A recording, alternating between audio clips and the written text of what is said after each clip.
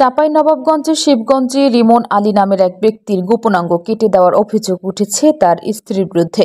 সোমবার ৩ ডিসেম্বর দিবাগত গভীর রাতে উপজেলার শ্যামপুর ইউনিয়নের চামাভান্ডার গ্রামে এই ঘটনা ঘটে। ভুক্তভোগী রিমন আলী উপজেলার শ্যামপুর ইউনিয়নের চামাভান্ডার গ্রামের জামরুল ইসলামের ছেলে।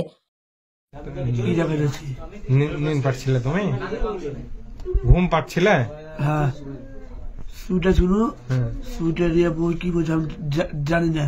তুমি যখন দেখলে যে কেটে দেখে তখন তুমি কিছু বলতে পারলে না? তোমার আম্মাকে বলতে পারলে না? সকালে উঠে যাচ্ছি, এটা যে কাটা উঠলো, কাটেছে কেটা? বলছে কেটা কেটেছে তোমার? বউ কেটে। তোমার বউ কেটেছে? কি কেটেছে? কি কেটেছে বলো, সমস্যা নাই। কি কেটেছে তোমার বলো, সমস্যা নাই। আমি বুঝতে পারবো না এটা তোমার কি কেটেছে, কোন জায়গাটা কেটেছে তোমার, কোন কেটেছে বলো, সমস্যা নাই।